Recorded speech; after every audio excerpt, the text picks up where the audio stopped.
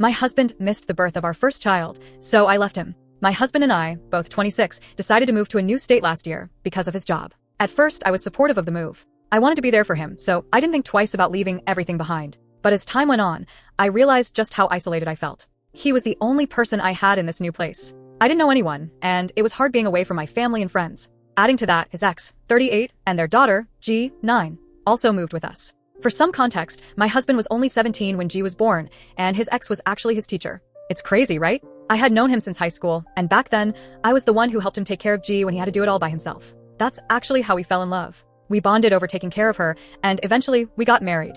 It wasn't always easy, but I believed we had built something strong. Everything seemed perfect between us until about 4 months ago. We were 8 months pregnant with our baby boy, and both of us were beyond excited to become parents together. But one night, everything took a turn for the worse. We were just relaxing on the couch when he got a phone call from his ex. She was yelling so loud that he had to leave the room to take the call, so it wouldn't disturb me. I didn't think much of it at first, but when he came back, he was like a completely different person. G had apparently told him that I'd been hitting her when he wasn't around, and the worst part? He believed her.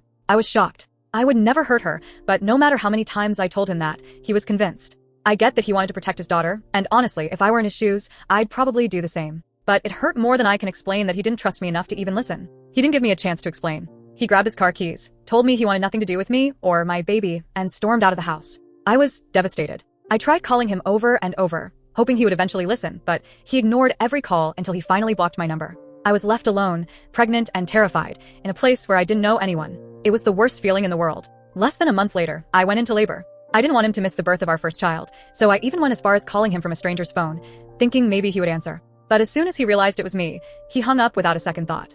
I ended up giving birth to our beautiful son, all by myself. It was a bittersweet moment because while I was overjoyed to meet my baby, I couldn't stop thinking about how my husband wasn't there. When I got home from the hospital, I was surprised to find him waiting for me. He looked like he hadn't slept in days. Apparently, the hospital staff had informed him that the room we had booked was paid for by my dad, and that's when he started to piece things together. On top of that, G eventually confessed to him that she had made up the story about me hitting her because she wanted her mommy and daddy to be together again. She admitted that she lied just to try and get them back together, not realizing the damage it would cause. My husband was devastated. He apologized over and over, begging to see our son and pleading for my forgiveness. But I couldn't handle it. I told him to leave, that I didn't want to see him again. Since then, I've moved back home to be with my family, and I've served him with divorce papers, though he still hasn't signed them. He's been desperate for me to give him another chance, but I don't know if I can. He broke my trust that day, and he made it clear where his priorities lie between G and our son. Now that I've seen that, I can't risk having my son mistreated by his own father. I'm not sure what the future holds, but I do know that I need to protect my baby, no matter what.